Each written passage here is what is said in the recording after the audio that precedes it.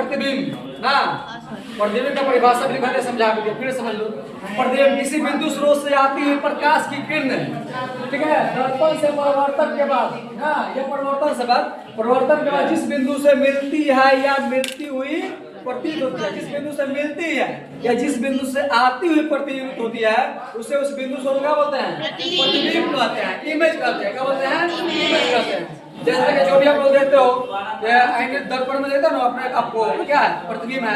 या पर्दे पर देखते हो, प्रतिबिंब है। और प्रतिबिंब होगा कितने प्रकार के? दो प्रकार के। पहले का बोलेंगे वास्तविक प्रतिबिंब, दूसरा बोलेंगे या काल्पनिक प्रतिबिंब। आभासी प्रतिबिंब या काल्पनिक प्रतिबिंब ना जी। अब वास्तविक प्रतिबिंब किसको बोलते हैं?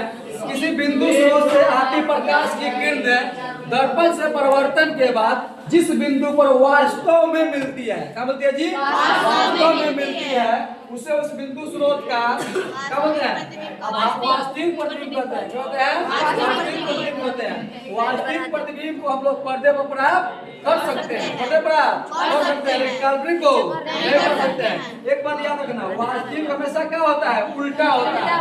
वास्तविक क्या होता है? हमेशा उल्टा होता है। कभी वास्तविकता उल्टा, कल्पना सीधा। बताएगा देखिए। अब आभासी प्रतिबिंब क्या होता है?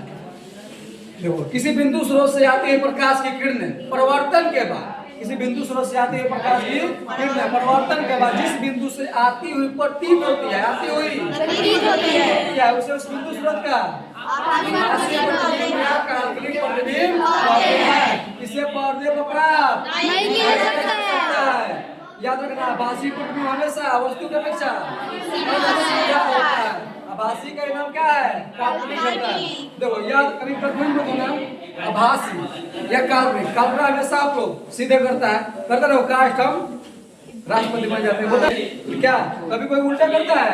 वास्तविकता क्या होता है? उल्टा होता है। वास्तविकता उल्टा होता है ना। कभी कोई होता है कि हम फेल होते हैं, क्या कोई हमको जूता मारता है, कोई करेगा? ये कल्पना हमेशा सीधा करता है, तो काल्पनिक सीधा, वास्तविक उल्टा। याद रखोगे?